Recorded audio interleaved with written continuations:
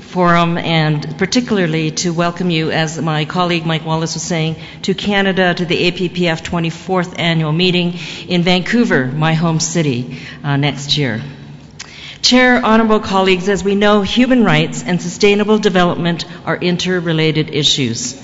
This afternoon, as we discuss regional cooperation to advance the realization of both, I want to focus my remarks on health and specifically the importance of maternal and child health.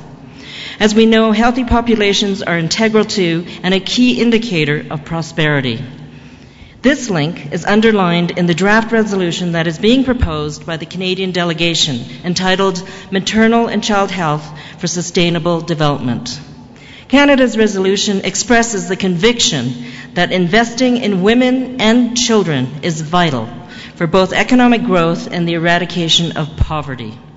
However, before making remarks about where we are headed in post-2015, it's important that we take stock of the substantial development progress in this area, which has been realized in the period covered by the Millennium Development Goals. With respect to maternal mortality, between 1990 and 2013, the number of women globally who died each year during pregnancy or childbirth decreased from 523,000 to 289,000. This means a reduction in global maternal mortality of 45%. Over these same years, the mortality of children under 5 years of age decreased from 12.7 million to 6.3 million.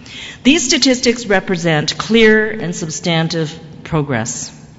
They are the tangible result in lives saved of our collective resolve and the initiative of national governments and parliaments, international and regional organizations, private funds and foundations, civil society groups, academics and experts, and healthcare practitioners who are working together to achieve a collective goal.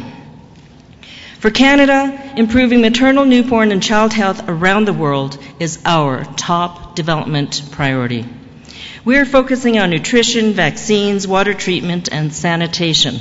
In 2010, under Canada's leadership, the Group of 8 Nations, RG8, launched what we call the Muskoka Initiative in maternal, newborn, and child health. G8 and non-G8 partners committed U.S. $7.3 billion in new and additional funding for the 2010-2015 period. For its part, Canada provided $1.5 billion in Canadian dollars in new funding and also committed to maintaining $1.75 billion in existing programming. Later that same year, the UN Secretary General launched the Every Woman, Every Child global movement that set the goal of mobilizing resources to save 16 million lives by 2015.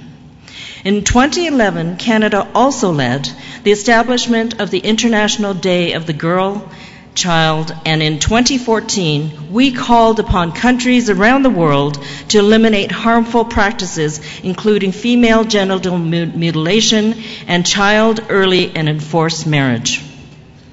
I want to now turn to the future, because less than a year from now, world leaders will gather in New York for the adoption of the post-2015 development goals.